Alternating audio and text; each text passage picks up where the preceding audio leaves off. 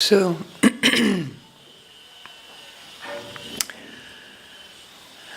it's a question-answer session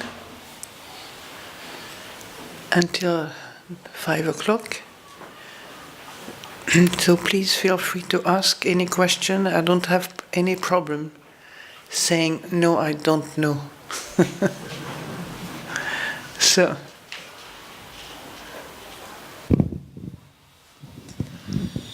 Ajahn, my first question is, in the walking meditation, there's a path which is defined. There's a path which is defined, the start point and the end point. Is there any particular reason for that? I haven't seen any kind of, any text by the Buddha on why we walk on straight line back and forth and back and forth. I have my own reasons sometimes, which it's a simple just exercise in walking as you meditate. You meditate on mind and body, and you just, the four postures are mentioned in the Buddhist teaching as a kind of base for meditation, formal practice. Yeah? You can meditate sitting, standing, lying down, and walking. Sitting, standing, lying down, and walking.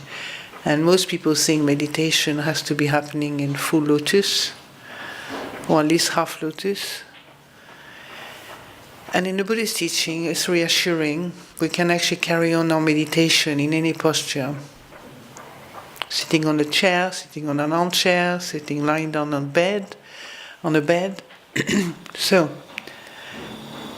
in that sense, it's a very simple. If you did too much kind of zigzagging and whirling and so on, you'll be distracted, having to keep up with the movement and so on. So it's just a simple walking back and forth. Doesn't demand, that much concern about where you're going to go. Just a back and forth movement of the feet. That's all. Simplified. Lying down, you just lie down. You can do lie down meditation at the lion's posture. Have you heard of the lion's posture? Buddha lying with this, yeah. So we are told that's the way. Well, history is written over thousands of years, so whether it was true in the time of the Buddha or not, we don't know, but that's what we're left with. So you have, he's rested like this, he slept in that posture, and he died in that posture, according to history. Yeah? And then sitting, you can sit with two knees in front, kind of. Yeah, so the meditation is not dependent on the posture.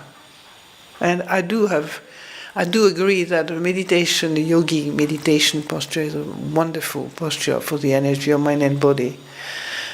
And I say this because for a number of years, for nearly 10 years, I couldn't, whereas before I was very supple and could sit in a good posture, in lotus or full lotus, and then suddenly I couldn't. And then so for a number of years I could not sit in a position I liked very much. I was attached to a bed because it's normal. You tend to be attached to good things, so you have to watch the good things. And then my hip joints got changed into metal instead of my real ones. And then I'm back into at least a little bit of a cross-legged posture. And then that's when I realized we take many things for granted. It's really interesting. I never realized how lovely it was to sit cross-legged, ever. I probably complained that my full lotus was not good enough. I spent maybe time thinking I should improve on this or whatever. I never saw the advantages of this until I was deprived of it and made peace with it, of course. I took care of my mind to not move with the whole changes. It wasn't easy sometimes. But just to go back to the walking meditation, it's just a simplified version of body movement, standing. Any other questions?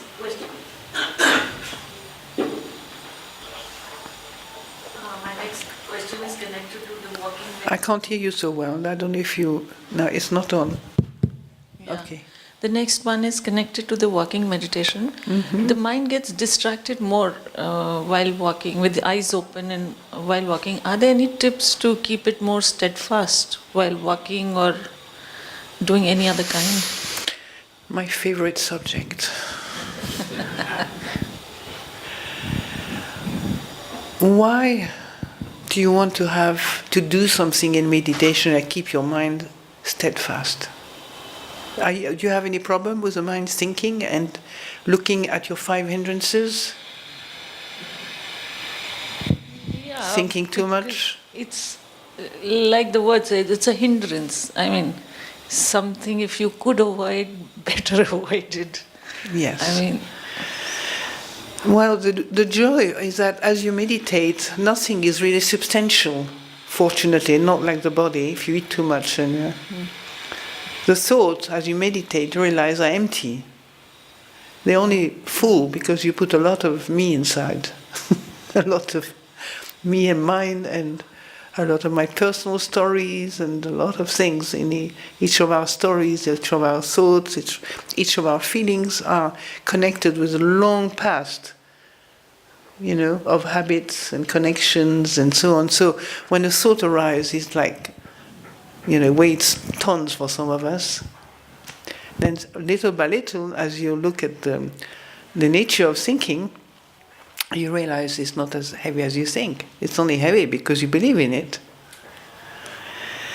So what you do when you walk in meditation, the approach to meditation is that you don't worry about thinking anymore. Because you read that the mind that's enlightened is not thinking much. You don't worry about it. You let them come and go. And at some point, believe it or not, you realize your restlessness is what makes your thoughts, pop up all the time. Your restless body and mind can actually agitate the mind. One day I was on retreat. I was in an agarika. I was in white with Ajahn Sumedho. I offered to cook on that retreat, and I was cooking. And of course, I turned into quite a good cook. I was a good cook before ordained, but with the intensity of not being able to do what you want, then you get even a better cook. You've got lots of energy to be a better cook. And so I remember cooking, delighting cooking all sorts of things in the morning and offering it and so on. And then, of course, I spent my whole afternoon cooking recipes in my mind. And I started getting so irritated, like you. It's like, maybe not as irritated as I was. God, do I have to cook in the morning and cook in my mind all afternoon, and so boring, blah, blah, blah. That went on for 3 days. But I had enough practice to know, to see to have a distance between me and my mind. I could see the mind doing this, but I was not the mind. I didn't have to identify with that, but it still shook me a little bit more than if I really did not mind at all. I did mind. So I didn't want it there, basically. I had a kind of averse feeling. And then you can try this, but I don't think you need to try now. But for me, it got to the point where enough is enough, and a little kind of wisdom suggestion came to my mind.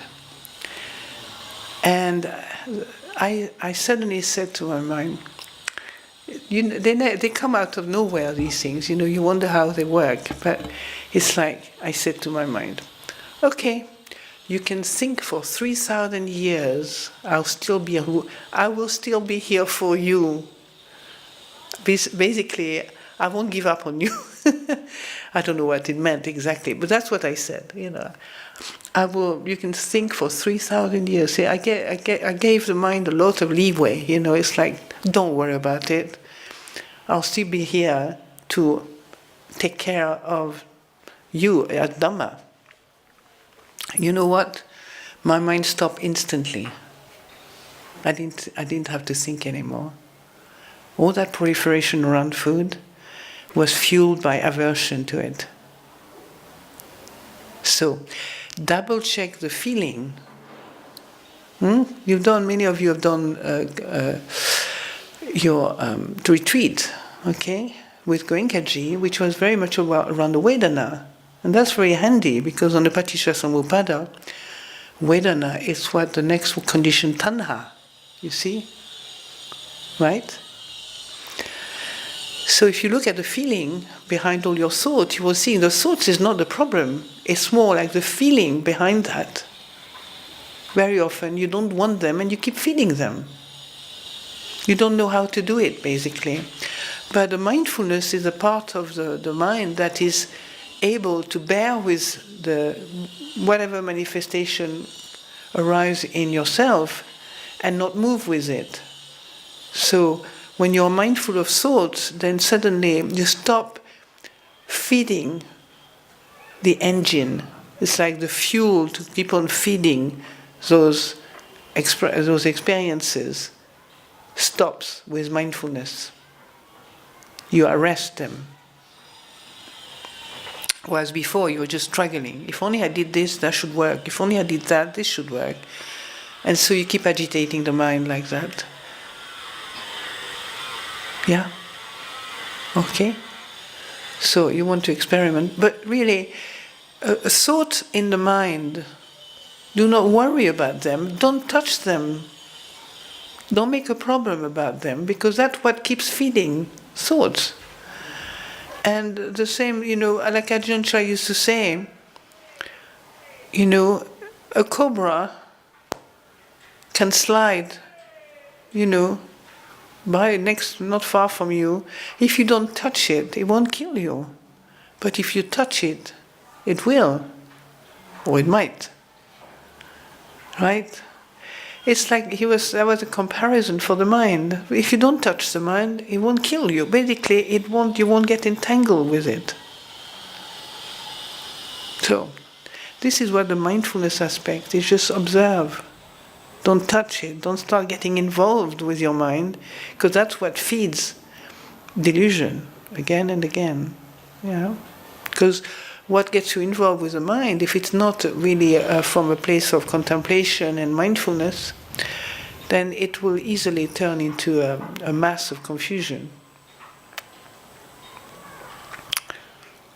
You don't know what to do, you're struggling with it, you're hoping somebody's going to help you to, well, really, all you need to do, go back to the sole of your feet, focus on walking, they're gone. And if you don't mind having them, eventually their habits will die. But give yourself a little bit of time. Don't expect too much, because you'll be disappointed. Okay. Somebody else wants to ask a question? Yeah. I have two questions. One is related to the practice. What is it? I have two questions. Yes. One is related to the practice. One is related to the practice. Oh, okay. One is related to the practice. Yeah. I believe that this is the ultimate path on which we are going. What is the ultimate path? This the path on which we are going, and it will really bring us to the true reality of existence. Mm-hmm. But because I am also a worldly man, and day-to-day activities do entangle me in various issues, which are a part of my life, essential part of my life. Of course. Yeah. When I sit for meditation, sometime the whole 45 minutes, 1 hour is gone, either in drowsiness or in that process of entangling. Sometimes I can detach myself, but sometimes the whole sitting goes like that. That's right. You have talked of auto-suggestion, and I sometimes feel that if we give auto-suggestion to ourselves, that this is the most important activity, focusing on ourselves, will it help in strengthening our process of detachment? Does your belief help? Does the auto-suggestion help in this freedom from entanglement? Focusing on the body or any feet or breath or sensation, this is the most important activity of my life. Well, the practice, you realize that a retreat like this one, okay, it's like you're doing your homework, basically. After that, you take your homework, into your life. At first, you just learn the trade, so to speak, how to do it. And then Buddhism is not just about meditation. Buddhism is founded on sila, also a foundation in sila. And sila is also often people, I don't know, I notice how people don't always make the connection between sila and the mind. So when you, commit yourself to a level of sila, as found in the Buddhist teaching, let's say to refrain from harming, stealing, sexual misconduct, lying, backbiting, slandering, and so on, and then to refrain from consuming drinks and drugs.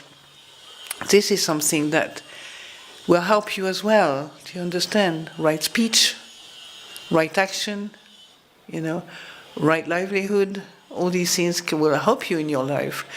It's an all-around training. The Buddhist teaching. It's not just about seeing your, mindfully focused on your nostrils and watching anicca, dukkha, anatta, the feeling level, or any other level as a kind of singular but object.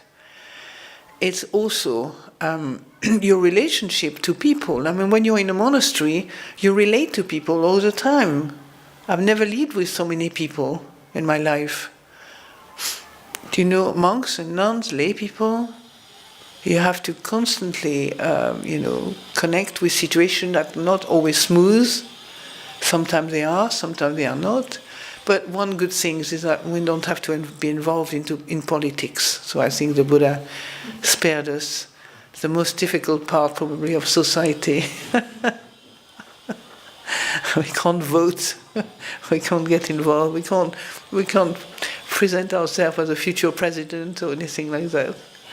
But so what you're saying is that this is the ultimate reality. But really, how do you live your life after that? Is that what you understood from your question? How do you? Because I talk about disengaging. You disengage while you're sitting here. There's nothing to do. A retreat is loved by many people because there's nothing to do. Of course, you have to be you're developing awareness, mindfulness, the skill of practice, and so on. But externally, you completely let go all responsibility, don't you? You don't have to worry about others while you're just being taught by somebody. Right? You can drop, and then you drop them externally, and what you notice is that you keep carrying them around while you're on retreat as well, even though there's nobody there, there's nothing there, and this is a glimpse of what you do in daily life. Even when things are finished, you still carry on thinking about them. That's what brings stress in the mind. You don't know how to let go, how to let things be and go. It's hard, it's not something easy. That's why we call it training. Because it takes a lot of patience to train the mind. And that's why the Buddha made patience actually one of the ultimate discipline. Patience, endurance are the highest austerities, the Buddha says that. That's the first line of an Ovada, called the Ovada Patimokkha, which was the first training that the Buddha gave to a group of Arahant, if I remember correctly. So they were not just 101 course, yes? They were liberated and still patience, endurance. That's why they became Arahant as well, through the fact that they could be patient with their mind, they endure difficulties with the Dhamma in the heart. So it's different to endure difficulties when you make other people the cause of your problem, you blame other people, you blame situation. Now I feel, we don't have to make such a difference in terms of male, women, or, lay people, or but there are situations that is really supportive of samana. Well, your word samana, that's the name we give to ordained people. And for me, there is a definition of samana that came to me recently. Is like, if you look at the world from the point of view of Dhamma, then whether you wear a pair of jeans or a robe, you still have the mind of a samana. So you stop blaming the world for your problems. You start doing, how do I respond to this world in the most skillful way? It's different, isn't it? How do I respond to this world that's creating chaos and dissension and struggle and so on in the most, harmonious with the Dhamma, in harmony with Dhamma. So it's not easy because, of course, the world is not particularly committed to ethic, as you know. It's not committed to the good necessarily, and it's not committed to harmony. It's very important. Like now, in our tradition, a monastic tradition, harmony is a very important aspect of our life. To do things, we can actually, for example, stop saying something just for the sake of harmony, not sort of stupid harmony, just agree with everybody because you don't have any opinions. It's just maybe at some point you check your opinions. Is it going to be skillful or unskillful? Is it going to help or not help? Is it going to be, productive or not? So this is part also of a training, of the mind. The 5 precepts or the 8 precepts, remember, it's an intention. It's an intention. I intend to not harm any living beings. I intend to, consciously. Of course, we do walk on mosquitoes or ants or whatever, but you don't intend to kill them. That's why I love the Buddhist teaching, because it's such an intelligent, non-extreme teaching, in the sense that the intention is what creates in terms of what matters in terms of karma, cause and effect. Right? Otherwise, we couldn't live in this world if you have to help everything. Stop killing everything. Probably all of us are breathing loads of microbes that are quite nice and alive and kind of die in our body. Yeah. So the Buddha did notice that we needed some help to be able to live in this world, for lifespan. I don't know if that answers your question, but you can't, what you do, for example, let's say I was in the dance world myself, what I do at the bar, training myself, or, that exercises. Okay, that's what we do in meditation retreat. We are doing exercises. Don't be fooled. Right?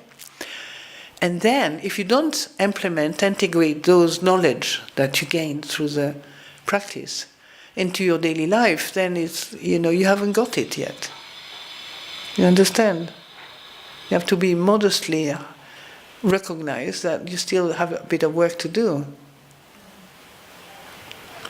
And I know that can create a lot of confusion, because if I take my precept of not harming, I will maybe find myself in a situation where my job, if you go long term, you probably kill a few buffaloes in South America or something, or maybe a lot of them, and then you say, maybe I can't do the job anymore. These people come to me and, all the teachers of my tradition, how can I keep my precept if my company is harming the earth, not just the animals or beings, but also just harming the planet. Yeah. Each one of us needs wisdom to understand how to live in this world. If we have a family, if you have to earn a living, each one of us have to decide, what is the best way to do that. Yeah? And then our speech, which is a communication skill, that is a big thing in the daily life, isn't it? Speech. How to have a kind speech, a respectful speech, a mindful speech. We have not very good habits in speech usually. Why? It's not me having a problem. It's just anger, greed, hatred are flying all around in our mind, you know. And so many, I mean, these are just little umbrellas, but underneath those umbrellas is, you know, many, many other aspects of those particular theme of greed, hatred, and delusion. So even in your family, you know, you just need a moment of aversion to something. It might not be even your partner or your wife or your husband, but you just feel averse. Aversion is coursing through your system. It may not have even any cause in your house, do you understand? It may not even have any cause in this lifetime. You don't know. Okay? And then once you see the Dhamma, you can see things are coursing through you. They're not me, not mine, the Buddha reminds us. Not me, not mine. Don't belong to me. Yet we still take many things as me and mine.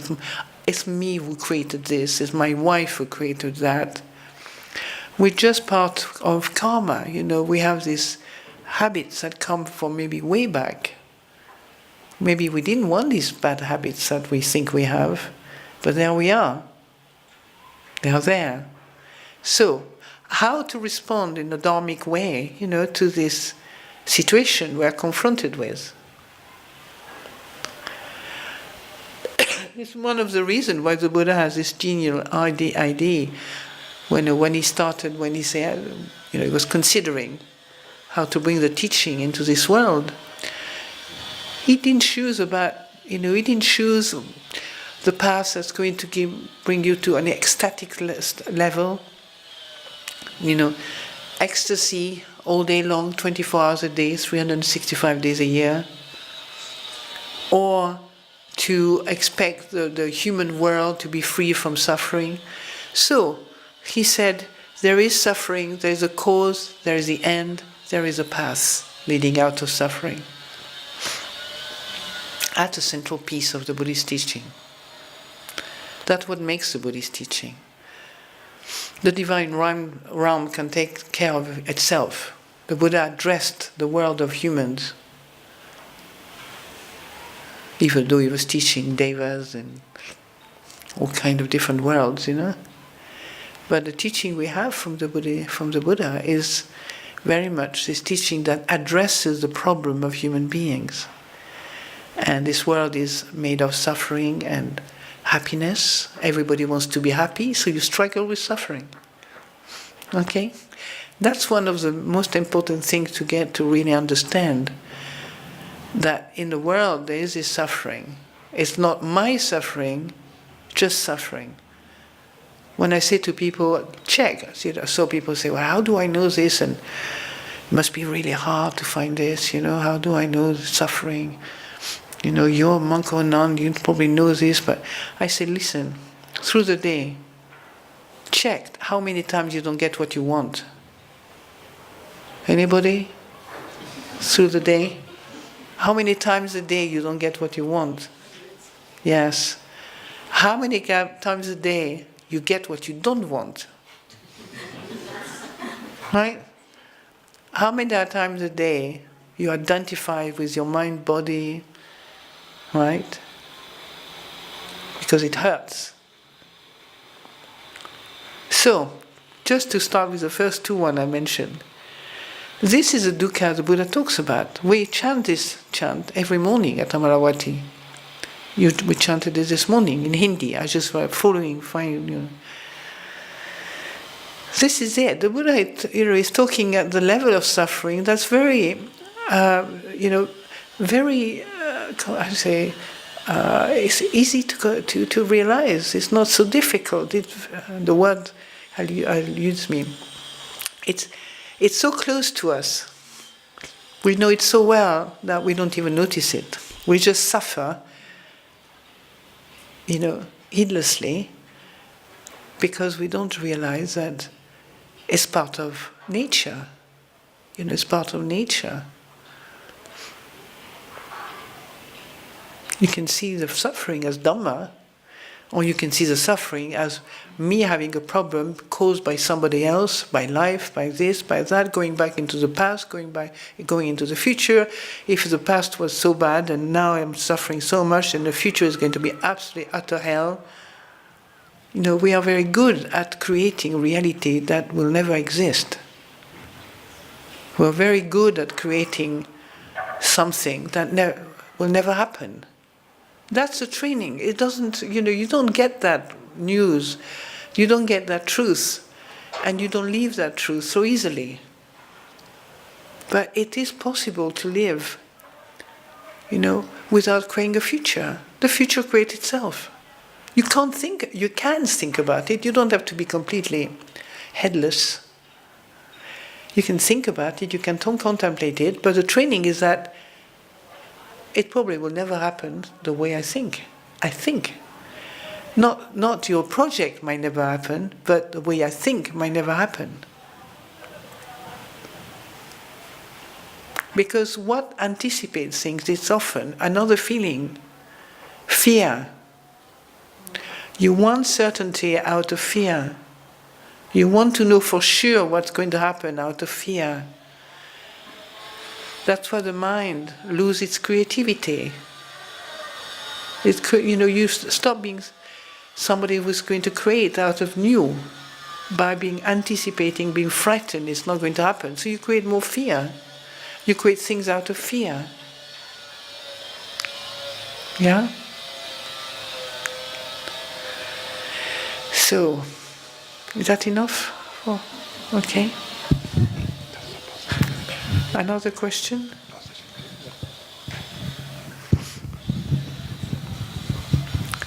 The second question is more academic. What? Second question is more academic, theoretical, from my... Academic, theoretical question. Oh yes, I'm not an academic myself, but I can try. We are having a WhatsApp group here. For our Sangha, we are having a WhatsApp group. We have a WhatsApp group for the people who are part of this. Oh yes, a WhatsApp. Sometime back, a video was circulated which was showing how an arhat is leaving this body. A short video was circulated. Okay. A short video was circulated on the group which showed how an arhat left his body. Who left the body? An arhat. Arhat. An arhat. Oh. So my question is, in this tradition, forest tradition, Yes. in last 20 years or so, how many arhats have been there? Yeah. And right now, how many arhats are there? I want to tell you something. This is a list of my concerns. Yes, I'm saying, that's why I'm saying it's more academic. It's more academic. I'm sorry about being disappointing maybe for you, but... No, it's okay, it's just academic, just theoretical. I have other things more important to do. Quite right, they are more important. And another unimportant question, I will say. I didn't say unimportant, but Yeah, but still the question is here. We had a great fortune of having Ajahn Sumedo here. Yes. We believe that he is an arhat. So, do you agree with our belief? You are you're on a treacherous path by thinking like this. Because one of the things that the Buddha encouraged again and again his disciples is never to believe anything. If you meet one and the one comes back, from beyond, you can ask them. But be careful, the word belief, Okay? I still remember, I hope I quote it well, not quoting, but remember it well. There's somewhere a sutta, I think, where the Buddha gives a teaching to a group of monks, and Sariputta is there, and he says, Sariputta, do you believe what I say? And Sariputta says, no, Lord. And he says, Sariputta has understood my teaching. They are, I love the idea of people walking the path to the way of arahantship. But at that point, I think that's the least of their concern to find out what happened after. What's dead? Why would you bother about the death of the mind or the death of the greed, hatred, and delusion, the conditioned mind, I mean. Yeah? Okay.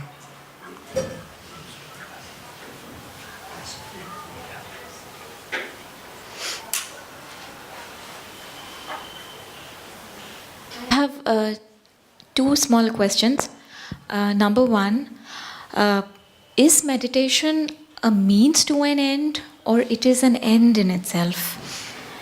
If it is an end, then is the end helping to relate our mind to the expanse of our consciousness? To relate our mind to? To our consciousness. Wow. Okay, let me see. A goal to an end or an end to the goal? No, sorry. A means to an end or an end in itself? Yeah. This kind of question really are not helpful for your practice. Do you understand? Because Yes. There's neither one nor the other. Okay. You could say it's a mean. You have to be always very careful with goal in a goal-oriented society. Okay, because if that turns into a belief, it can be an obstacle in your mind. Do you understand? Yes. So it's, of course, the Buddha says the end of the path is liberation from greed, hatred, and delusion, known as Nibbana. Yes? Yes. So in that sense, as you meditate, you learn the skill of meditation. You also learn the skill of letting go of suffering that you meet in daily life, and to see things as they are, which mean they are anicca, dukkha, anatta. Most of us can think these things very clearly. We can even impress people. We say everything is anicca, dukkha, anatta. But how many people actually live by those truths? How many people actually integrate those truths in their mind and body and the daily life? Different, isn't it? When consciousness has been trained to such a point where everything that goes across this consciousness in the mind, you should say, is not sticking anymore because it's been seen so clearly as anicca, dukkha, anatta. Most of us are kind of, it's kind of great along the way. So, yes, meditation is to help you to realize the end of greed, hatred, and delusion. Yes? Yes. And once you got to the point where you have a handle on how to let go of suffering of greed, hatred, and delusion, okay?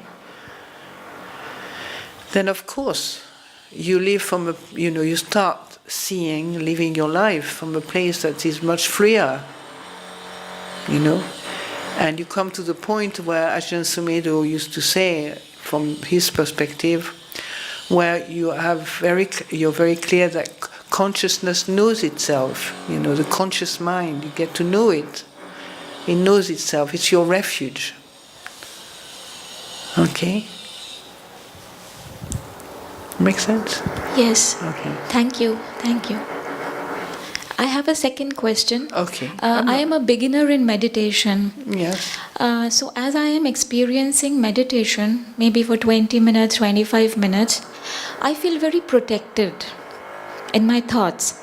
My initial thoughts are like popcorn thoughts.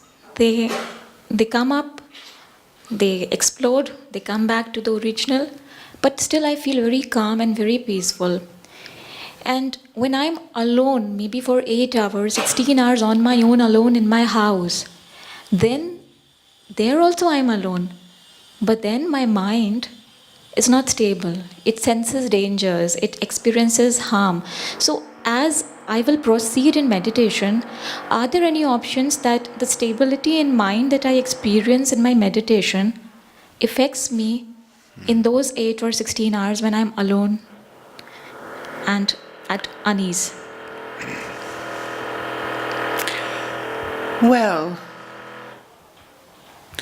what brings stability in the mind is an inner strength that comes from many different things, okay?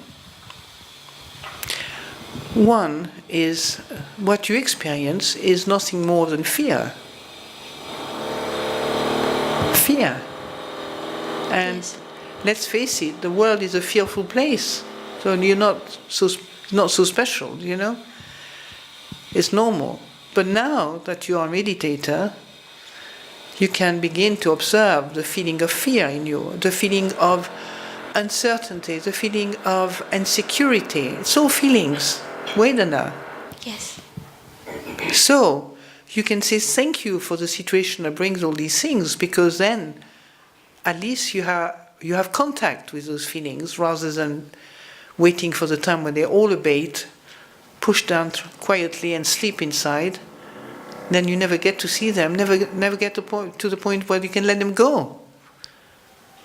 Do you understand? Yes, thank you. Thank you so much. So, you can do that now. Celebrate your new situation where you're not in meditation and you feel, of course, you're surrounded here by really wonderful people. Yes. You understand? So, that's in a monastery, it's the same thing. There's an incredible sense of security there at some level. Because people are all taken this intention to do good, to refrain from doing evil, and to purify their heart, as the Buddha says. This is the teaching of all the Buddhas, you know. Do good, refrain from doing evil, and purify your higher mind. Yeah? So, normal, there's a feeling of stability and a feeling of security. When you go into the world, then you feel all these kind of weird things going on, especially women. We're very highly sensitive to these things, you know. Very often, in the past, you see women ending up in psychiatric hospital because they're very, they kind of psychic ability to see, to feel deeply. I mean, psychic maybe not, but just at a level that's difficult even to talk about, you know. And you're made to think that you're crazy because you can't explain certain things, you know. Right? Because of this sensitivity that goes quite deeply in the women's world, you know. And so you can the Buddha really made it quite simple for us. And maybe sometimes we don't know what to do until it's pointed out to us. You know, and we don't know what to do until we see it ourselves. For example, well, maybe I talk about it another time, but well, I talk about it now. For example, you think, you know, when I speak about anger and so on, you know, many people don't think they are angry, including myself in my early years. We're not angry, we're just right. What's the problem? I'm not angry, I'm just right and you're wrong. That's your problem. I am not angry. Right? How many times does that happen? Then one day I came close to one of the members of a community, and I liked this person. I didn't dislike this person at all, you know, but I noticed that every time I came close to this person, I felt he or she, can be both, they irritated me. I had this irritation coming up. Not full anger, but irritated, you know, annoyed, judgmental, so, you know. So I reflected afterwards. I said, what is it that when I meet that person, every time even though I like this person, I find that person very likable, very pleasant, there's something in that person that made me feel like I want to tell her or him what I think about them, you know, because it irritates me. And then I realized, what does that happen? It happened not so much because the person has anything to do with it, you know. It's just, I don't like the way they are. I don't like the way at some point, you know, when I'm close to them, the way maybe a feeling of condescendence or a feeling of arrogance, a feeling of, arrogance and condescendence, a feeling of patronizing. And I can't stand that, I realize. But then there it is. Life has this as well. People like that. We can be like that without even noticing it.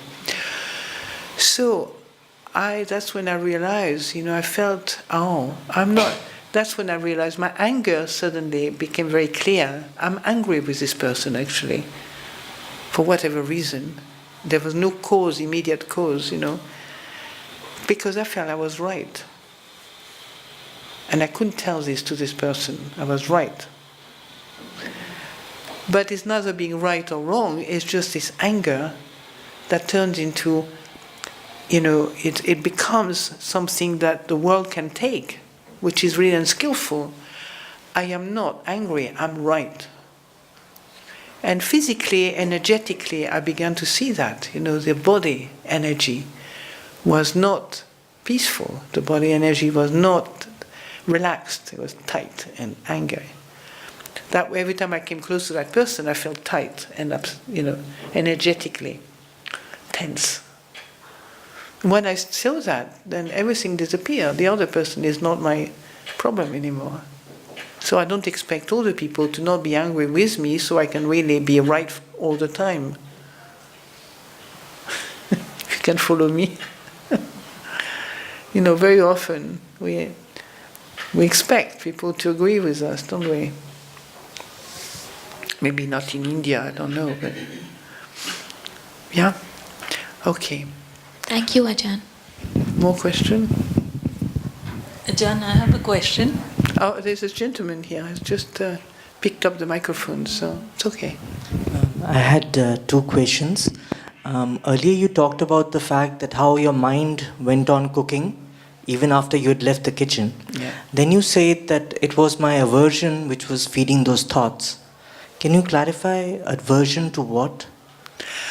Well, aversion to being a really good meditator. I had this idea that a good meditator should not be thinking too much. A little, but not obsessively thinking. So that aversion, because I was quite idealistic, and probably like many of us, quite perfectionist. And so it's kind of hidden away somewhere, you don't see these things. So that's what was happening. I should not be thinking so much because, let's face it, not thinking so much is quite peaceful as well. By then I already knew that a mind that's not obsessed with thinking is really a nice place to be. So I wasn't experiencing this. Yeah, and there was a kind of aversion without even knowing it. But when the aversion went, I gave room for the aversion to go. But mind stopped. When I said this skillful means I talked about, well, you can think for 3,000 years, never mind, The whole thing disappeared. I brought loving kindness instead. It's like a generosity, like you can think for a long, long time, never mind. The whole thing vanished. One more question. It's related to the point of internal violence that you referred to last night. Today when I got up, I was overwhelmed by a feeling of guilt and shame that even after so many years, I'm filled with aversion towards my own family. I wanted to ask you, how do I handle this guilt, this shame? Oh, it's so painful, isn't it? Well, you've seen already a big thing there, haven't you? Is it new that you're overwhelmed with guilt and shame? Is it just happened this morning? The overwhelming today morning was very bad. Yes, yeah. Well, you can feel. I like in the text of the Buddha. We don't. The sense like guilt is not something that works. Because basically it's not based on an ego, a self that has done something, intentionally, necessarily. But you can just observe that. Maybe there is a good foundation for feeling the way you feel. Maybe there is also you creating something that does not exist as in a way you think. maybe you were not that bad, for one thing. Maybe you made it more into a big drama, right? So what you need is to cool down a bit with this, to just to recognize you've seen this in yourself, which is not a bad thing, because you can maybe start dealing with your family in a more skillful way. You can even ask for forgiveness. That kind of thing we do regularly in our monasteries. And it's going to be very good for your heart, physically, and also what calls a heart, which has no, it will help you to feel much, much better by turning around and actually begin to bring skillfulness in your relationship with your family in whichever way you can. I mean, it's very hypothetical what you tell me, in the sense that I don't know what situation you're talking about, which member of the family, children, partner, wife, or parents, or grandparents, or both. Yeah. But just rejoice that you have this recognition, and that maybe this simple recognition will guide your mind towards looking carefully how skillful you are from now on with your family. How much maybe you need to work on your communication, skillful communication with them. Maybe being more generous with them, more kind. And that kindness, generosity, and skillfulness will really affect you in a good way. Will make you feel well inside yourself. So your mind will be happier. Yeah?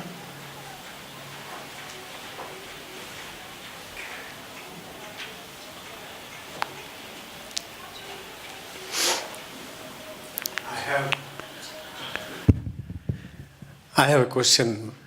Just now we were talking about anger, right and wrong. Yes. Now, in a society when we live somewhere, we interact with people, and there are situations where we know that we are right, and the majority of the people with whom you are interacting are wrong. Now, in such a position, you want to communicate that because you are right, so you should be heard, and things should go the way they should go. But if in the majoritarian world, it is the other way around. The 9 people out of 10, if they are talking something, that becomes true, and they go with that, then you feel very much hurt and you feel angry also. Now, in such a situation, as a meditator, skillful meditator, and trying to control my anger, and yet you have to pull on, and you know that they are wrong and you are right. What does one do about it?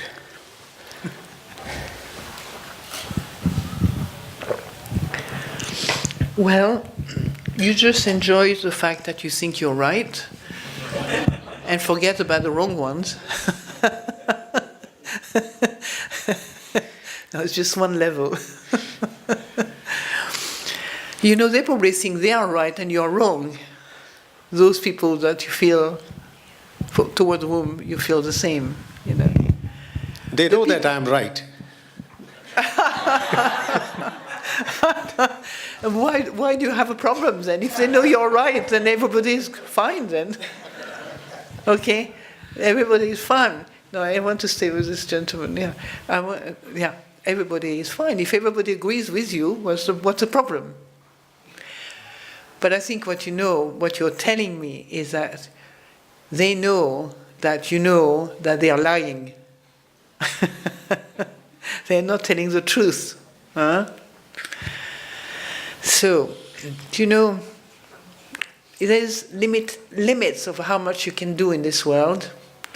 But the Buddha says, basically, look after your mind. First and foremost, your mind is your life. Do you understand? It's not just a little brain up there. Your mind is what manifests all around you. Right? So that's really important. And, I have a story, a very sweet story, which is not from the Buddha. It's from Munindraji. Have you heard of Munindraji? I don't know if you follow the Buddha, but it's a sweet story. When Sharon Salzberg, have you heard of her? Yeah? When she was on a little rickshaw, apparently. It's a hearsay, so that's what I'm telling from somebody telling me.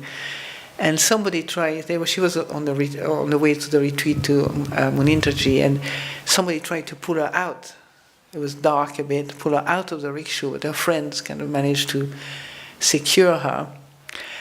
And I was told when she met Munindraji, she said, what should I have done with this person, What should I have done with this person pulling me out?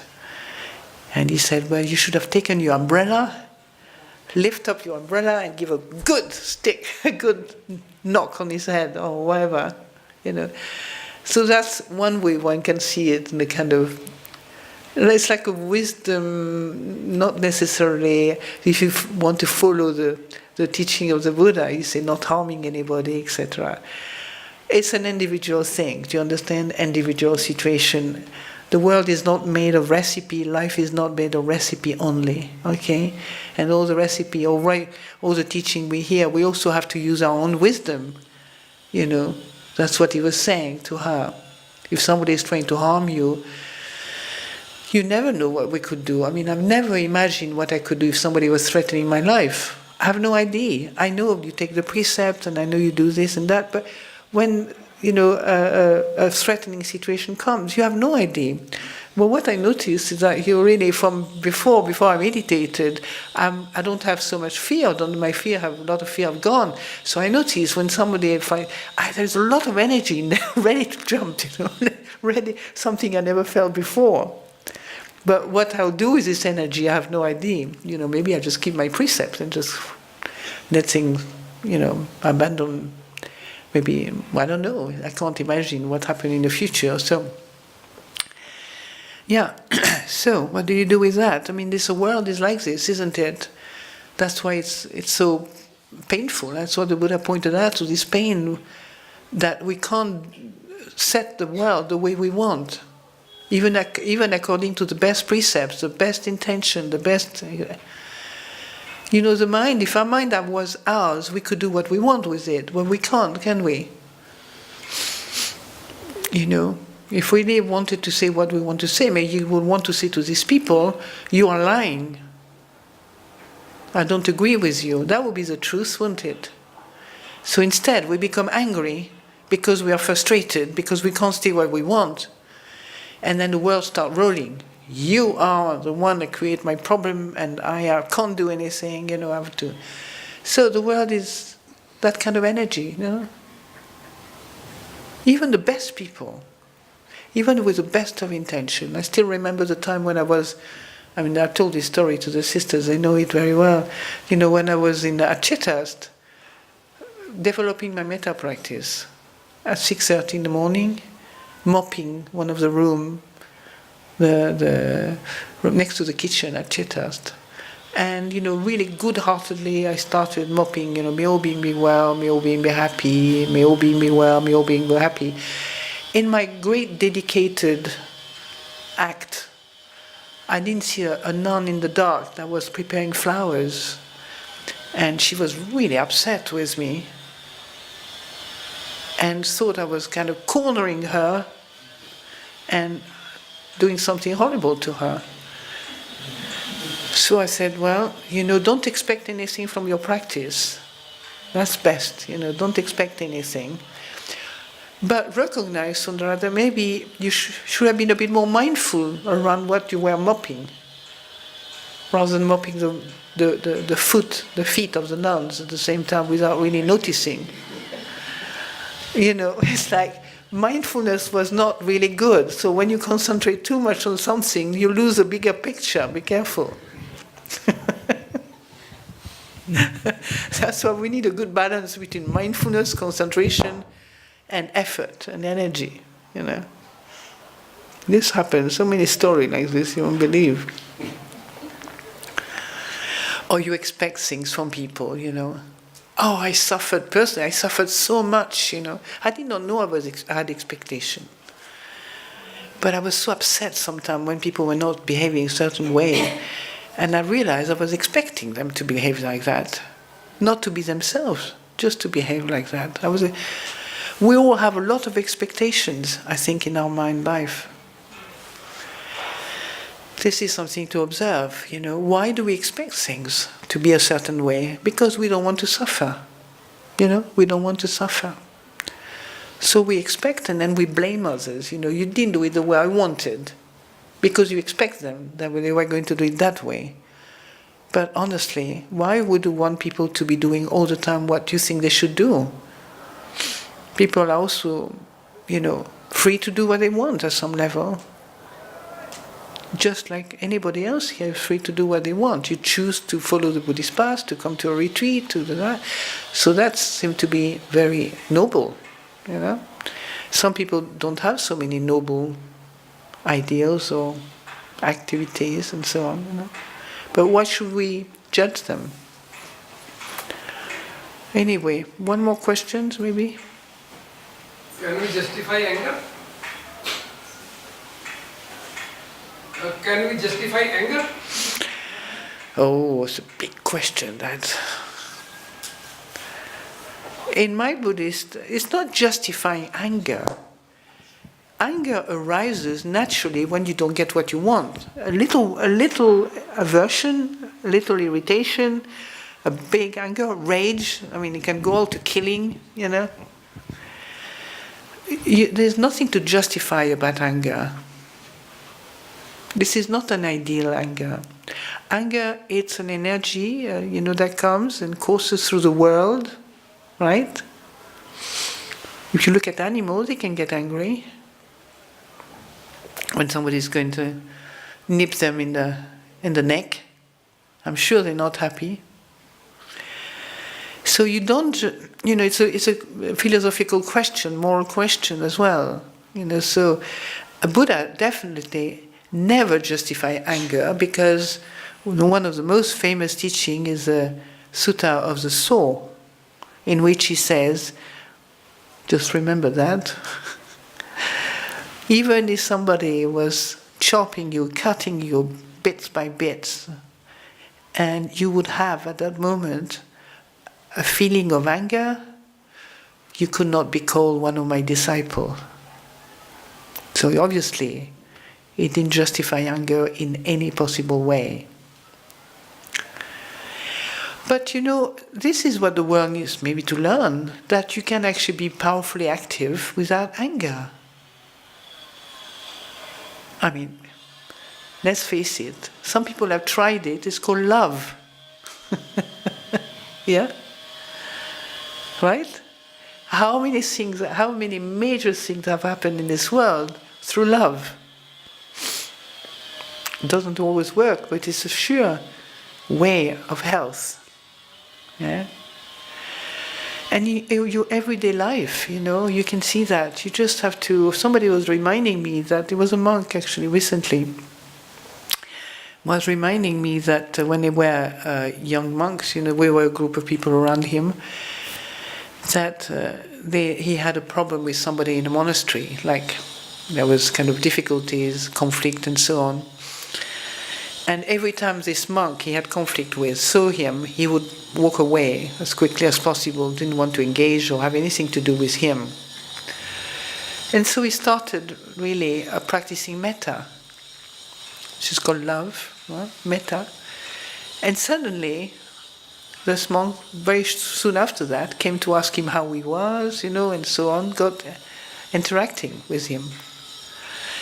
These things happen all the time if we start paying attention and turn around, do a U-turn from, anger and reactivity and, basically sort of manifesting these emotions, those unskillful emotions. And instead of that, you go, with the confidence, if you are in a world which is, of course, a world of lies and a world of distrust and a world of, of unskillfulness, everywhere, you can, Buddha says, just get out of this, come and practice, Take the precepts, that's the first thing. He didn't elaborate too much, he just said, take the 5 precepts.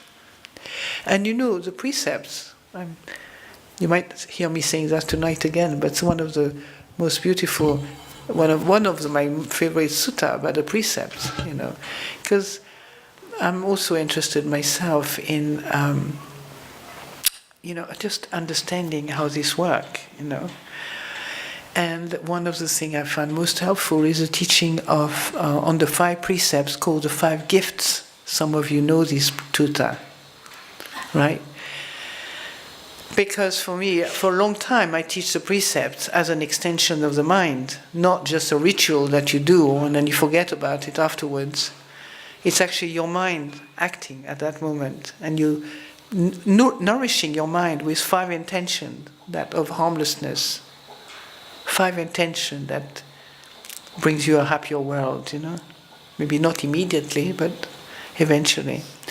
And these 5 gifts, I thought, gosh, the Buddha is an extraordinary psychologist and amazing. I'm always amazed by the wisdom of the Buddha, He's so spot on all the time. And it's the kind of thing we need to hear as well, ourselves. He says, when you take, it's repeated for each precept, okay? So he says, when you refrain from harming, like when you take the first precept, refraining from harming, and then the second, and then the third, you offer a gift of harmlessness, of freedom from fear and enmity. Okay? To the world, to people.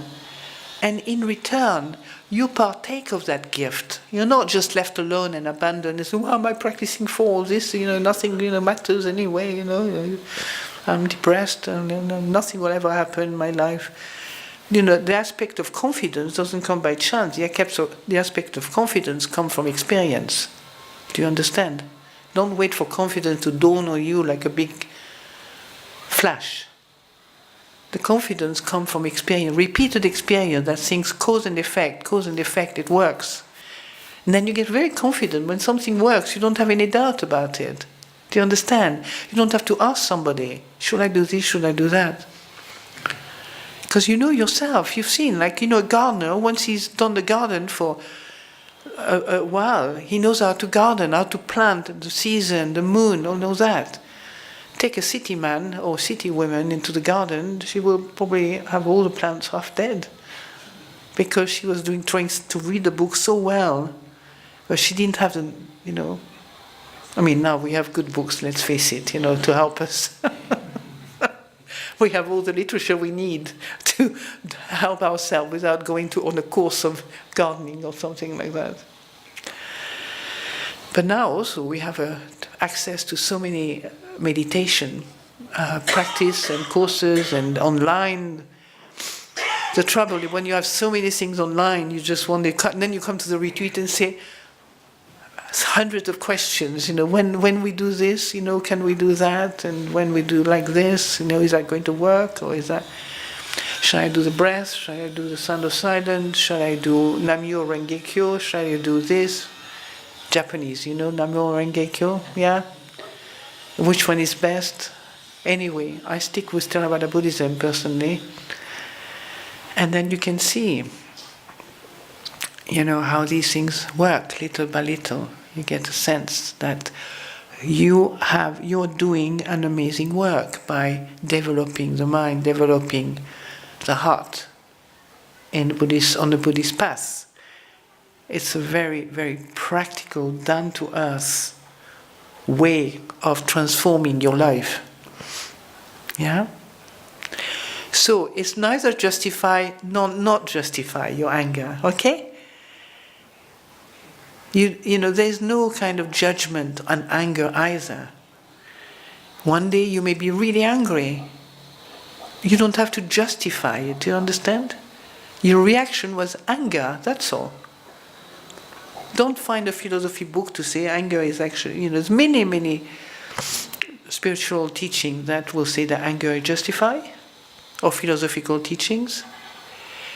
But see it for yourself. What is the result of anger? Does it work? For me, it doesn't work. It's never worked. Even I believed it worked for a long, long, long, long time. I don't mean I'm free from anger. Get me wrong. I'm not free from anger, but I know it's completely redundant means of dealing with life. It's just my reaction. I can have a reaction to anger, maybe, but it's not something I will ever use to make a life more workable. Do you understand? It doesn't work. The result is disastrous.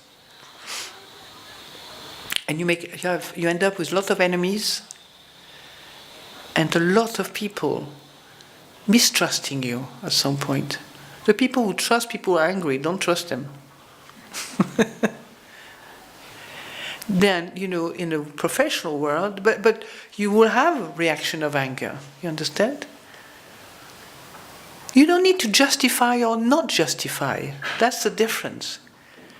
You just had a reaction of anger. That's all. You can experiment next time in a different way. See whether that way of acting doesn't bring anger, brings something more skillful. Maybe you open a situation.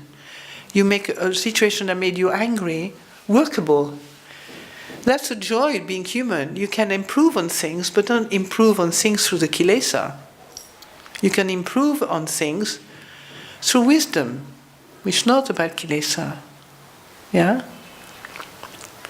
And wisdom is a part that, you're not just pinky, sweetie, lovey, thinking the world is wonderful and I should be wonderful and everybody is happy and so and so. You don't have to do this. The wisdom is a part of you that comes and say, we don't do that. Or, it's like a force in you that can rebalance things, but you have to be careful. It just comes if you need it. But it takes confidence especially when you're on the path committed to the good.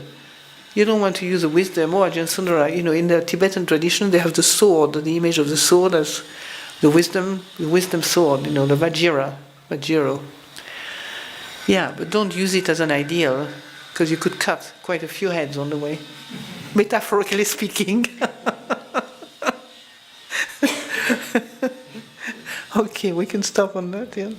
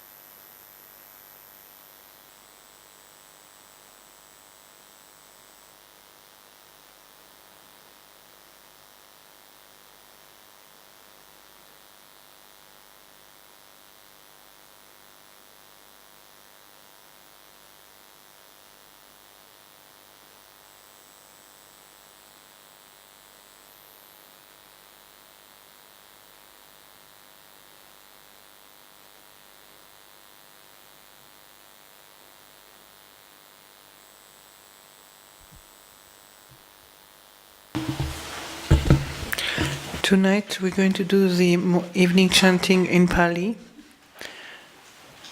which is on page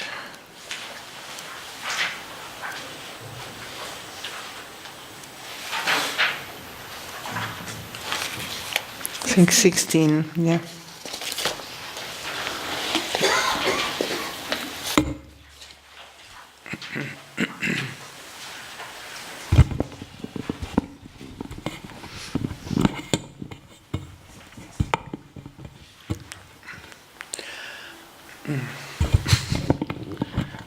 It's going to be in a way when I bow. Yoso Bhagavara Samma Sambuddho Sawakato Yena Bhagavata Dhammo Supatipanno Yasa Bhagavato Sawaka Sangho Dhammayam Bhagavantam Sadhammam Sasangham Imehi Sakarehi Yataraha Alopitehi Abhipujayama Sadhuno Bhante Bhagava Suchilapalini Bhutopi Pachima Janata Dukam Pamanasa Hime Sakale Dugatapana Kalabute Patiganhatu Amhakandi Garata Hitaya Sukaya Araham Samma Sambuddho Bhagava Buddham Bhagavantam Abhivatemi Sawakato Bhagavata Dhammo Dhammam Namasami Supatipanno Bhagavato Sawaka Sangho Sangham Namami Handamayam Buddhasa Bhagavato Pubhabhaganamakaram Karumase Namo tassa bhagavato arahato samma sambuddhassa Namo tassa bhagavato arahato samma sambuddhassa Namo tassa bhagavato arahato samma sambuddhassa Andamaya buddha vigiting karumase Tanko pana bhagavanta Ewa karayano kiti sato abhugato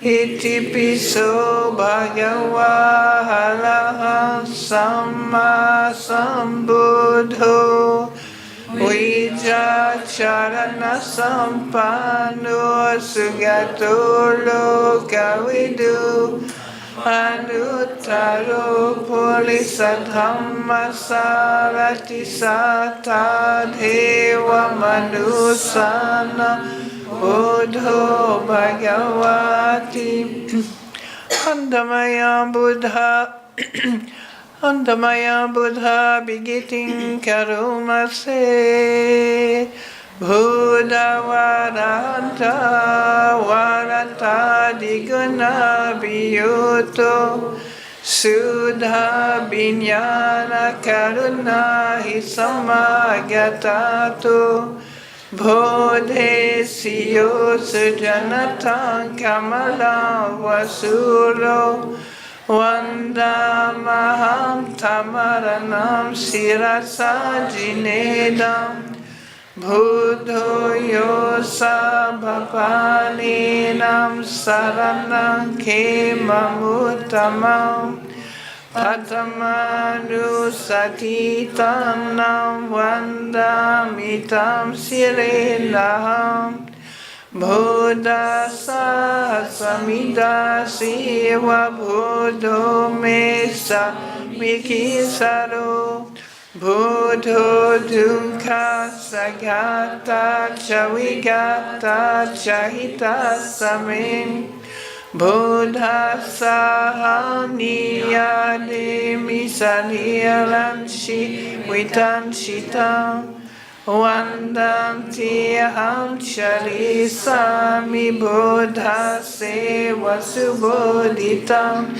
Nati Me Saranam Manyam Buddho Me Saranam Varam Etena Sacha Vajena Vadhayam Satu Sasanim Buddham evam dhammane yayam punyam pasutam idam sabbe piyantaraya me mahe sumta sati tasa.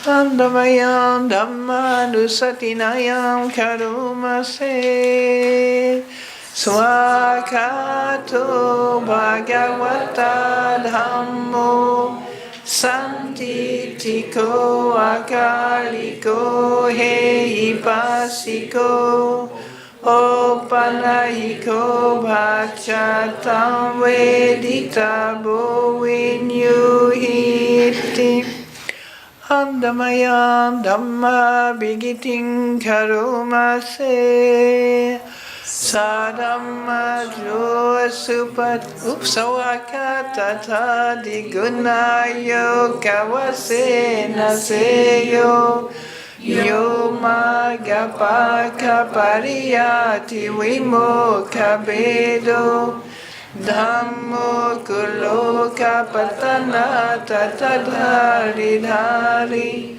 Vandamaham tamaraham varadhammametam Dhammo yosa bhapaninam saranam kemamuttamam Dutiyanu satitanam vandamitam sirenaham Dhamma sahasamida siva dhammo mesa mikisaro Dhammo dukkha sagata chavigata chahita same Dhamma sahaniya demisariyaranchi vitanchita Vandanti aham charisami dhamma seva sudhammatam Nati me saranam manyam dhammo me saranam varam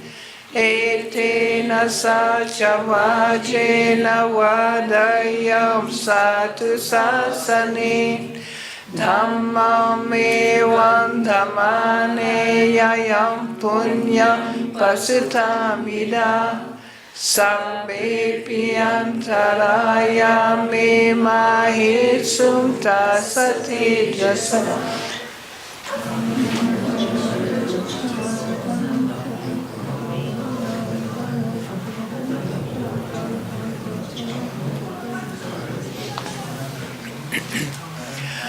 Andamaya sangha dusatinaya karumase Swakato bhagavato asavaka sango Ujupati panno bhagavato asavaka sango Nyaya Patipanno Bhagavato Sāvaka Sangho Samichi Patipanno Bhagavato Sāvaka Sangho Yadidam Chattari Purisa Yukani Yata Purisa Pugala Esa Bhagavato Sāvaka Sangho Ahuneyo Pahuneyo Dakhineyo Anjali Karaniyo Anuttaram Punya Ketam Lokasati Handamaya Sangha Sangha Bigitin Karumase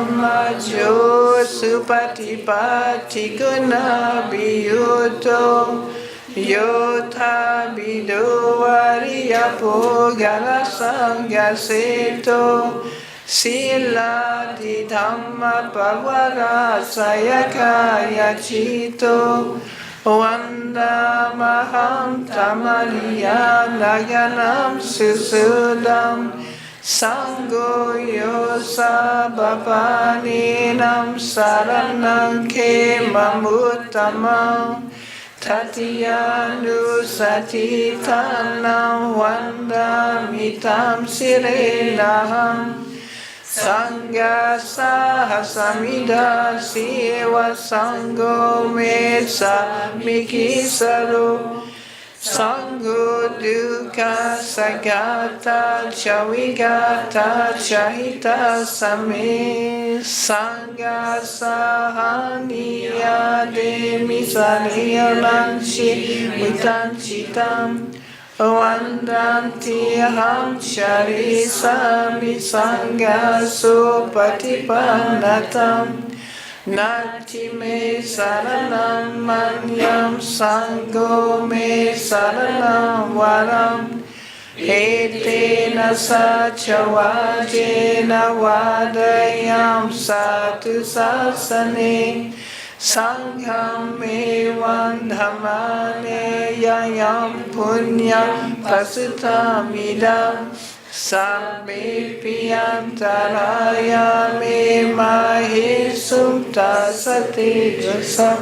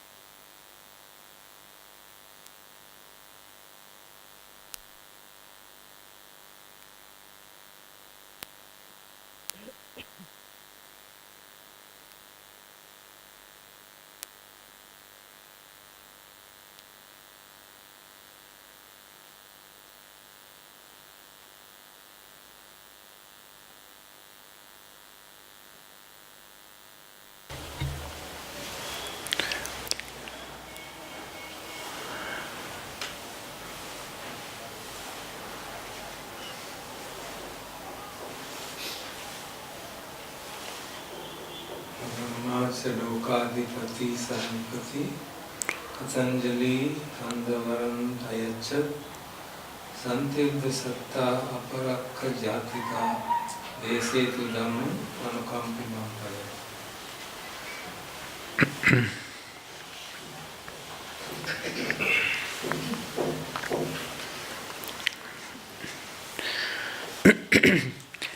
Namo tassa bhagavato arahato samma sambuddhassa. Namo tassa bhagavato arahato samma sambuddhassa. Namo tassa bhagavato arahato samma sambuddhassa. Buddhang dhammam sangham namassami.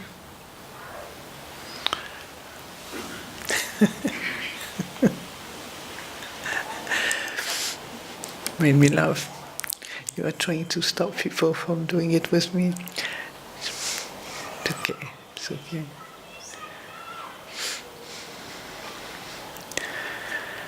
So it's very nice to be with you all. I'm still recovering a little bit from the fact that I've never taught people from India. So you're a bit of a mystery to me. In terms of, I know we share many things with the human world, with the world of humans, but I enjoy the power of your energy. As kind of, in England, people are very quiet and very sort of restrained and very, shy almost to talk about anything, So it's very nice to be able to engage a bit more and to have a sense of, something more engaging, I would say, yeah. So we spend the whole day sitting quietly and noticing our mind. And sometimes when we think after so many years, what else do I have to learn? Is there anything more? And then the next thing is that I wonder what the goal is. Sometimes we get lost in thought about whether it's worthwhile or not, whether that will lead me anywhere. Will I be more confused after I am an arahant?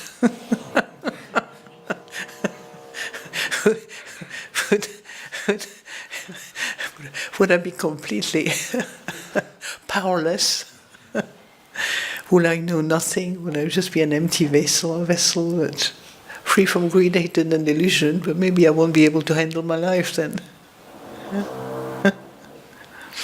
I remember we used to be told that when you become an arahant, apparently you have to go and ordain straight away. It's a kind of old story that goes around in the world of Buddhism, I guess probably because they have to kind of keep on, I don't know what they had to keep on doing, but it always puzzled me. I said, maybe as you're an arahant, you can't just carry on living in the world.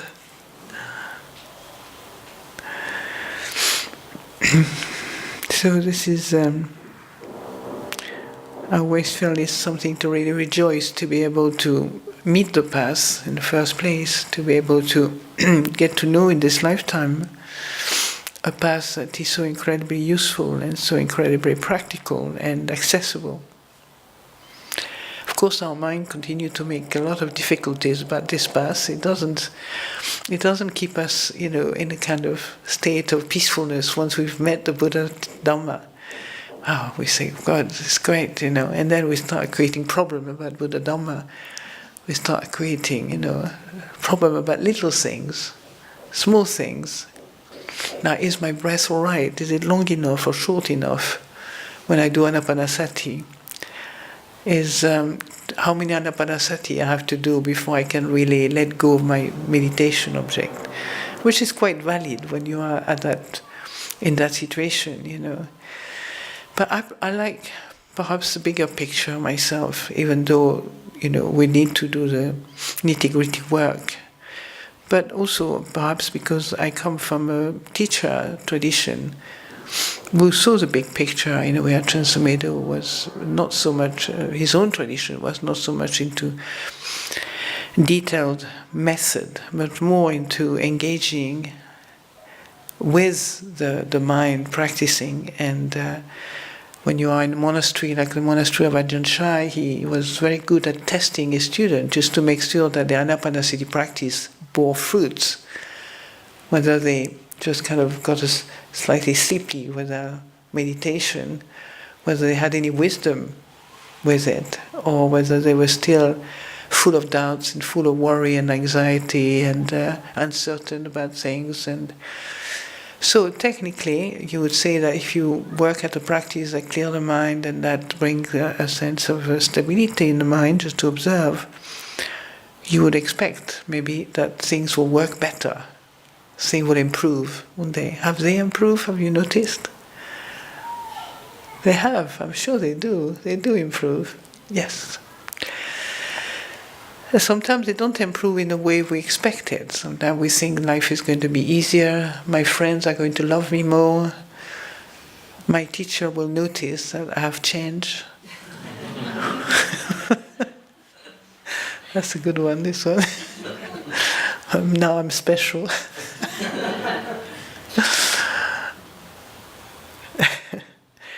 But that's very normal, because for a long, long time we work all along the world of me, and that is a picture I like to bring it to you. It's like there's the enlightened view, that we can develop in our practice. When we can see clearly that everything is anicca, dukkha, anatta. Anatta perhaps not so clearly, because as you can be reminded that the self cannot really, really procure concept about no self. There are theses, written on not self. And I have to say, I have a slight, I shouldn't say that in public. I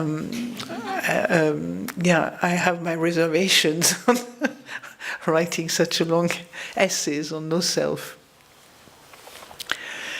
But anyway, these three characteristics sometimes can be puzzling for people, particularly the not-self aspect, And I always say to them, anicca is fairly, relatively easy. Dukkha, this is something that's closest to us, We don't have any problem understanding there is dukkha.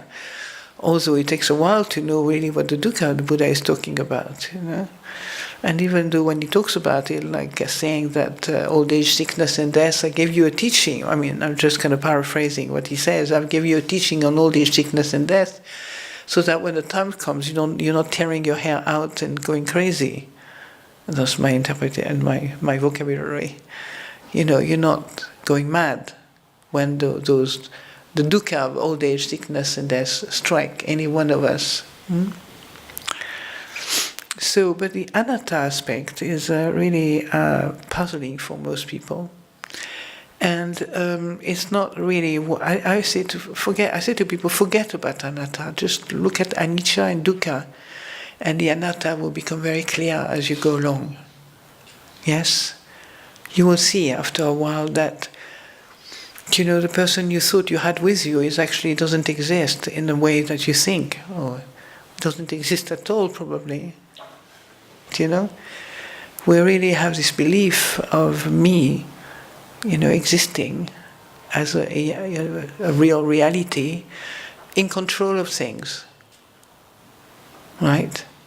Even so, we may study anatta, we still have a little bit of ourselves that still believe we control the world, don't we? Well, we do control the world, but I would say it's not controlling, really. We understand the world and we bring the Dhamma into this world, which is enabling to, transform our mind into a beautiful refuge. Right? You're not controlling the mind by saying, don't do this, don't do that. controlling the mind by saying you're terrible, you're awful, you're wonderful, you're great. You don't control the mind like that, in practice. I mean, you can say to yourself, you're wonderful, you're terrible, etc. But the actual practice is to begin to take, to commit ourselves to listen to the mind. To listen to this I that's creating always there. And I, by the way, is not a problem, is not a curse, is what brought you into this life. Do you remember? So here you are. You are alive and well, okay, through the power of desire to be born. And it wasn't my desire. Can you imagine desire without you? No, that's right. Most people still think that they are really me desiring all the time. Sometimes it feels more me than other time. But when you say that, desire too is anicca, dukkha, anatta, you have to go slowly, because at some point people are really wondering what happened to them when they don't exist in the way they are used to. My desire is important. How do I do with that when the Buddha says it's anicca, dukkha, anatta? My anger is important. How do I deal when I'm angry? And the Buddha says you should not be angry. So this is not a teaching that you learn by heart or through books or through words. You have yourself to really notice. You have to be an observer. You have to be somebody who is interested in the life that comes out of this mind. Right? Basically, the Buddha is wonderful in the sense that he brings in your role as an intelligent being, able to understand what he realized, not through more learning, more traditional things, more kind of a belief system, but by observing the reality as it is here and now. So, from the point of view of ego, it's not a great sort of planned. Ego likes something more kind of perky and exciting. From the point of view of me, that everything is changing, dukkha and not me, nothing moves much out of this in my mind. But when you have had the experience of that, that's when the teaching becomes alive. Do you understand? That's when you start listening to the suttas. There was for many years I couldn't bear listening, reading the sutta. I find them really boring. A long list of everything. And they were quite, sort of uninteresting for me. I mean, not all of them, of course. But they didn't have a resonance in experience. They didn't have a resonance in what I knew. It's little by little, as the practice deepens and the practice, then you begin to see the incredible wisdom of those teachings. They resonate. Your experience suddenly can be touched by what the Buddha says in his teaching. Yes? So, if you remember that the Buddha is a physician of the mind, that's how he's known in the suttas.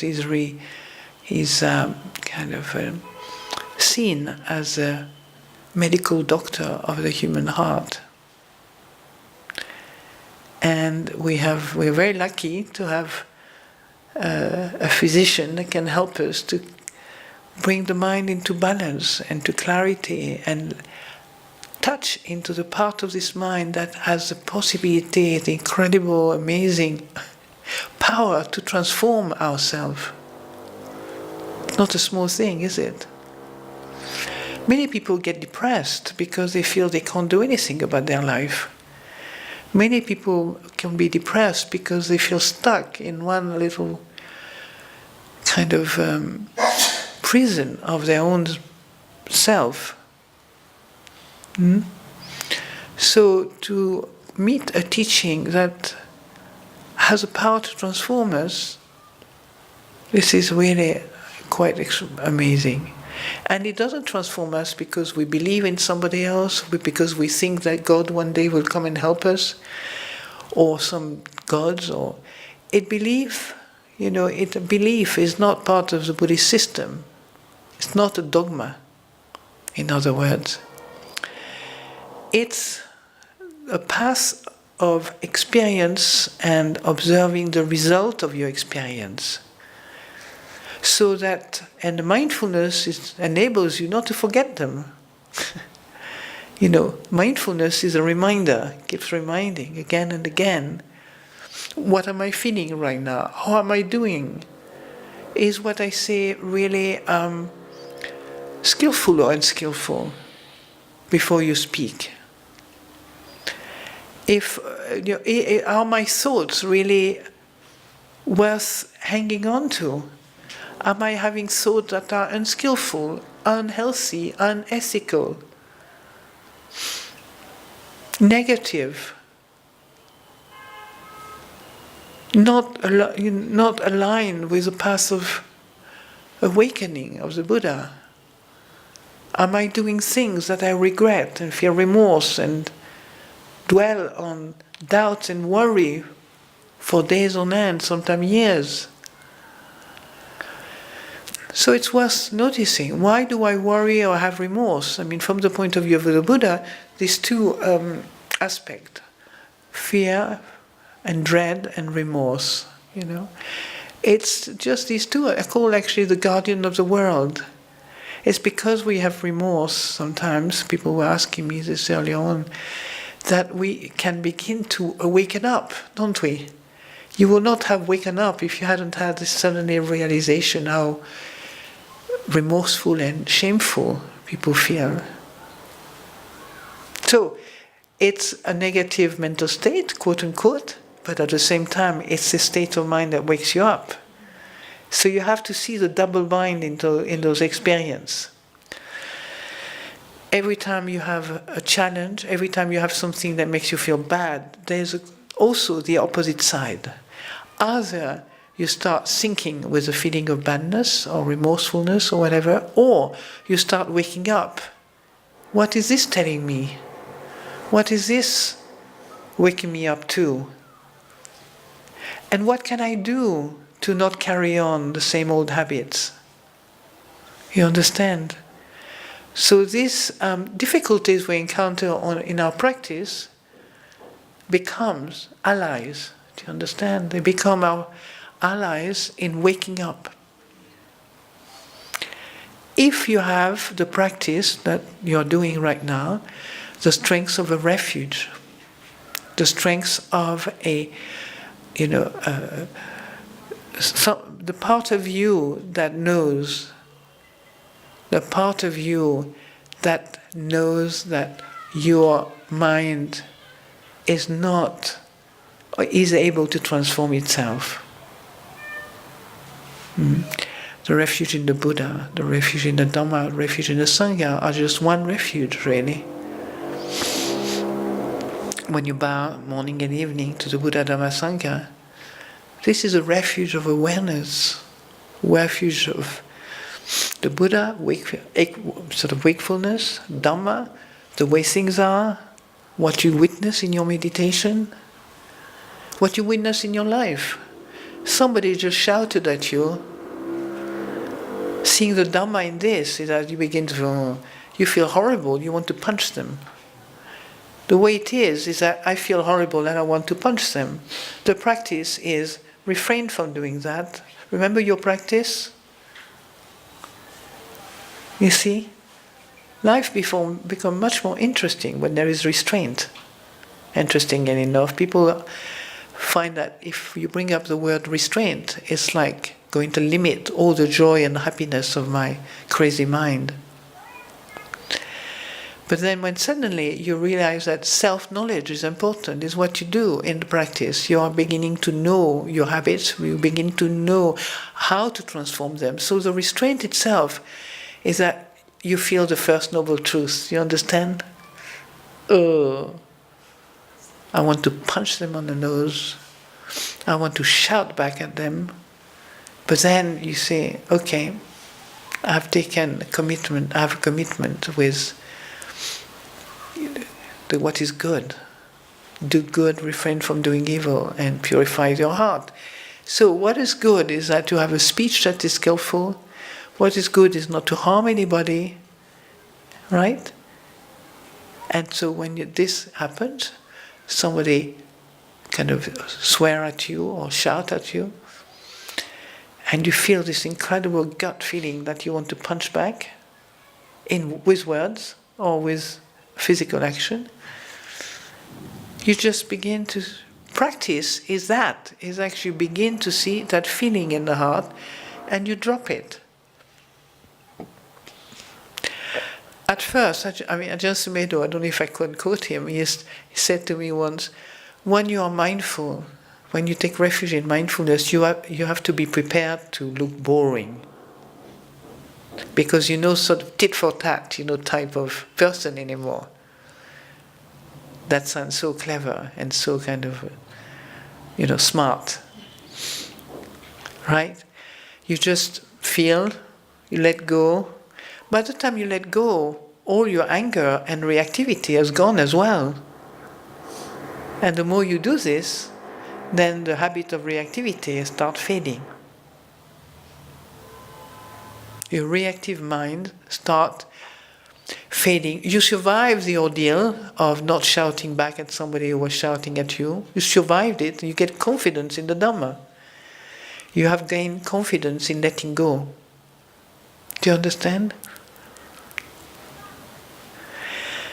And it takes a while to be capable of being misunderstood. Misunderstood.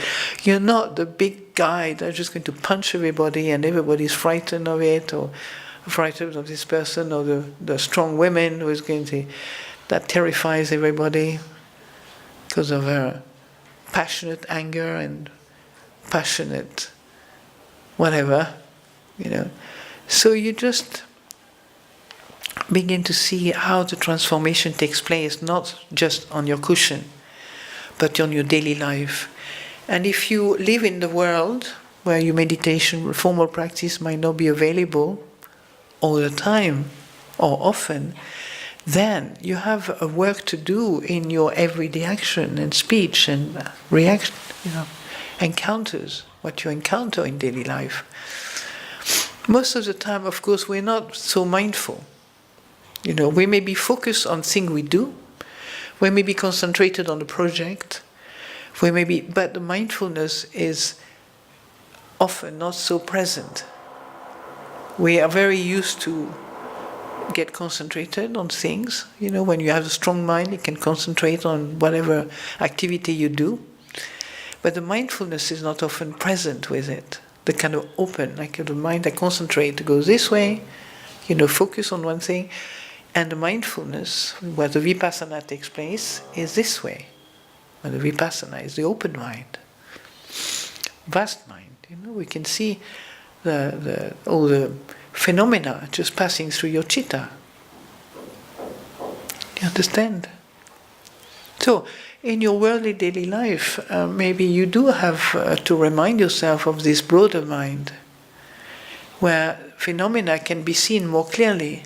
If you just focus on your newspaper, if you just focus on doing the washing up, if you just focus on this, that's good for concentration, for taking responsibility for doing the washing up properly till it's finished, rather than to leave the sink half done and hope somebody will do it behind you. You can be a better person. People will like you better if you take responsibility to do things well. But that's not enough for the practice to continue deepening if your awareness is not, if the awareness of the body and mind is not well established. Because when you do your washing up, you're very good, you do this, you do it slowly, and you make sure that not too much noise, you don't break anything, you're very good, and somebody sort of comes to you and do it differently, and you just suddenly, whoa, kind of burst of anger comes up, right? You thought you were really mindful, but you were not really totally mindful, You could not prevent an unskillful reaction. Suddenly, You could not, you hadn't been careful with the possibility of anger coming at you, or somebody doing something different, and the desire to act on that straight away. We learned a lot of that in our life in the monastery, because we live with a lot of people, and sometimes they do things very different from the way I like. Particularly, it becomes even more when the form is different, and people do things differently. You can get really uptight about that. But you stop reacting, because the harmony is just to let people be until you can tell them quietly that maybe they could do it differently or something. This is an ongoing training. How to deal with the humans, in such a way that they don't need to be told all the time what to do and not to do. But they have to find out themselves. And if they don't find out themselves, then maybe you can tell them. I remember when I trained people many years ago, I had to say to myself, I won't say anything until people do it 3 times. So they give them a chance to people to not get it right. Just like you give yourself a chance to not get it right. It's quite okay. But because we don't talk much, maybe we think other people don't reflect, don't feel, don't know, etc. So you have to tell them. Do you understand? So we don't always take into what do you call that? The word doesn't come. Anyway, we don't always think that other people have also the ability to know what they are doing without proclaiming it to the whole world. That they are intelligent, they have, of course, capacity to reflect, capacity to feel their body, the Vedana, Sanya, possibility of making mistake with their perception. Any of the khandhas. So, going back to the 3 characteristics, dukkha is, we talked about it earlier on. It's interesting that I personally felt suddenly, when I was sort of meeting this teaching, learning this teaching, how much dukkha I've been into in a life that seemed to be quite okay. A life that was quite pleasant. Doubts was normal, anger was normal, greed was normal, could get what I want. I had a good relationship with my ex-husband. Life was good at some level, there was not a big deal. But I didn't even know I had a mind. It was wonderful to meet your mind and to realize that you could actually transform this mind. And I think all of us are seeking for that. All of us have been looking, like when the young people come to you, they're seeking for something. Especially the very young people, they're really, I always say I never want to be reborn again because I don't want to be a teenager again, because that's a life that's so difficult. And the parents forget that. Did you notice how quickly the parents forget that they've been as crazy as their teenagers? So I'm for the teenagers myself, I'm always basically trying to explain to the parents, have you ever been a teenager yourself? Don't you remember how your parents worried about you? But anyway, that people have the capacity to search and to find and to know themselves. And what appeals to me in this teaching is the way it awakens an intelligence within us, which is so needed. We have this intelligence, which is a good, an ongoing accumulation of knowledge, an ongoing accumulation of, an intelligence which I'm not so interested. I mean, maybe you're interested. I'm not against knowledge. Don't get me wrong. But what I like more than anything is the intelligence of wisdom. And you don't find that very much, do you? The intelligence that comes from the wisdom of the mind. And this wisdom is very particular. It's an aspect of the mind. It comes when it's more free, when it's more detached in a way, that you don't find very often. You can see sometimes in people, very powerful people have this kind of wisdom, as well as very simple people. It's not like dependent on status, money, or anything, or even accumulation of knowledge. Mostly, you could say it's something very simple. People can notice from their own experience. They learn from experience. You learn from your own capacity to see things more clearly in your daily life. Sometimes it's just a question of survival. If you did not know how to, people learn how to live simply to survive and have the wisdom of knowing what to do that. Some other people feel very depressed and go down the drain and can't cope, because they don't have much support to help them to deal with life with a mind that is still confused, incredibly confused. And all this really depends on the capacity, the strength of your awareness and your mindfulness. And this was new for me when I saw this. Because as in the dance world, we become very concentrated and also very aware, because you wouldn't be able to move on stage if you were not in connection with people around you. But you don't use it for anything else. You don't use it for the stage of your own world in your own mind, right? You don't use that. You don't. Yet, the Buddha talks about concentration, mindfulness, and effort, as a meditation factors for the mind itself.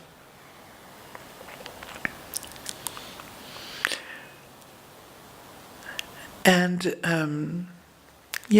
so we all maybe have been through a lot of suffering, but maybe are still struggling to see suffering as Dhamma. And that you can see suffering as Dhamma when you begin to realize that this suffering is not yours. This suffering is not something that I caused, right? It's a suffering that comes from conditions, from habits, from believing without questioning, from it can come from laziness. That's why vayama, or effort, is so important. Energy is so important on the path, because if you don't have that energy on the path, you fall asleep, basically. You fall asleep. People say, I can't continue my practice when I go back after a retreat. I said, yes, because we don't actually continue to cultivate the factors of awakening. We forget there's something always more important than just cultivating the factors of awakening, right? Which is a whole suttas in the Buddhist teaching. Yeah, maybe we'll talk about that. But the factors of awakening, mindfulness, confidence, just those two for now. Energy as well.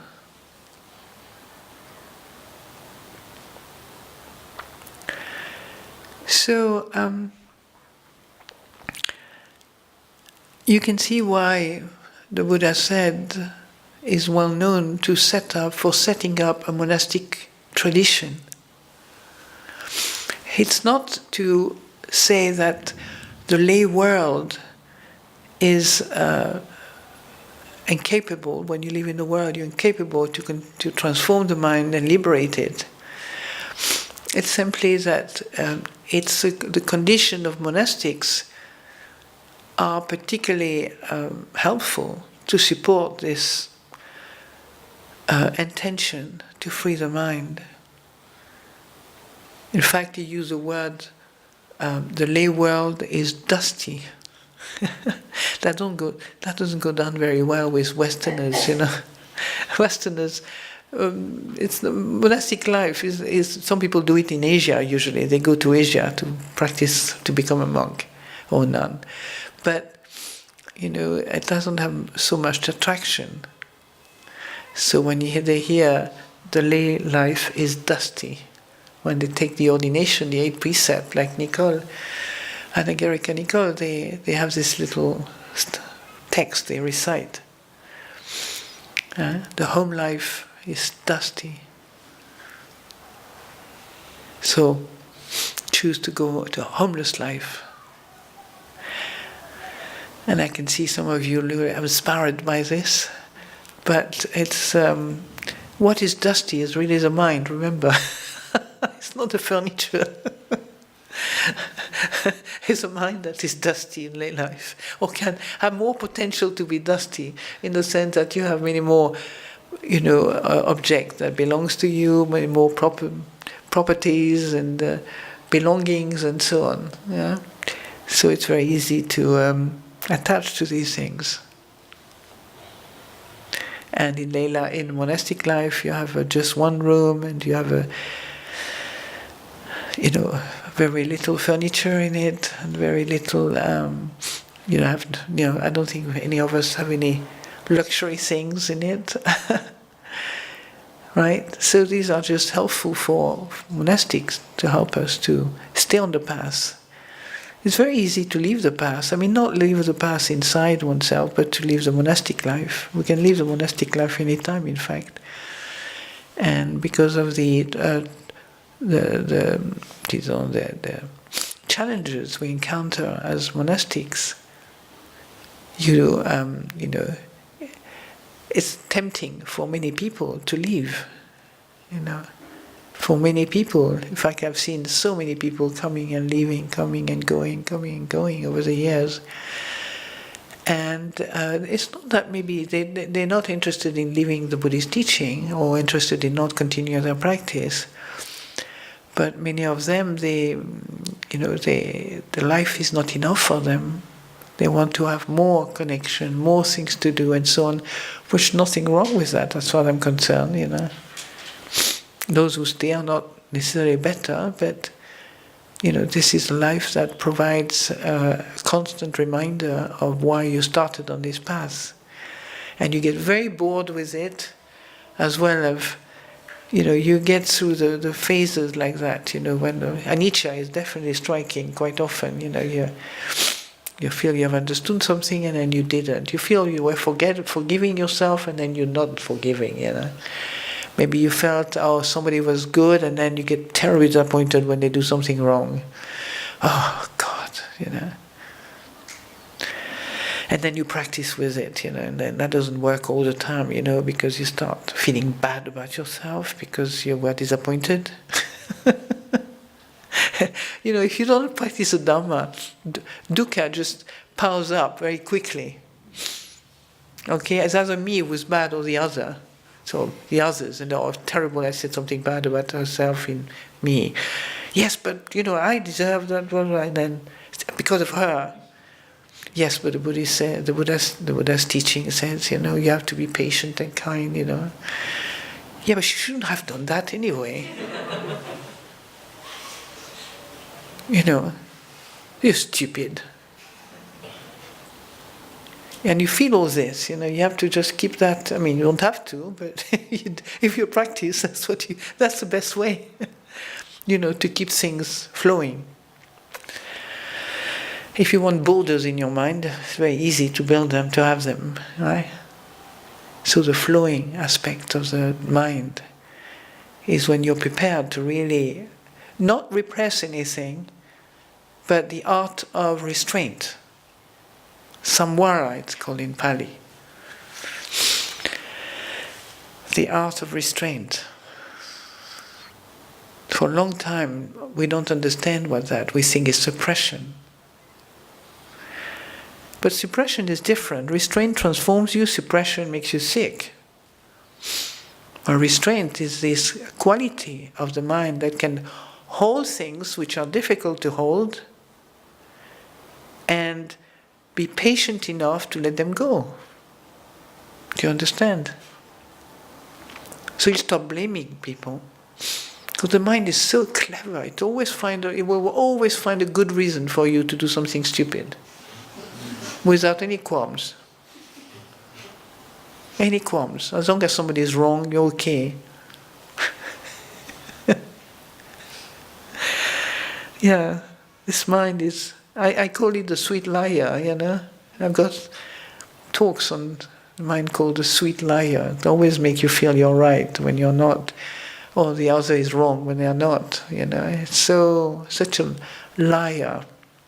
It's sweet because it's kind of, it doesn't come head on, you know, it's just sideways, you know, pretending to be good.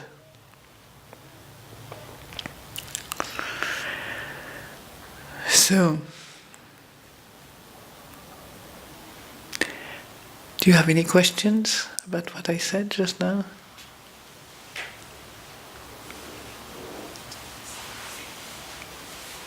No?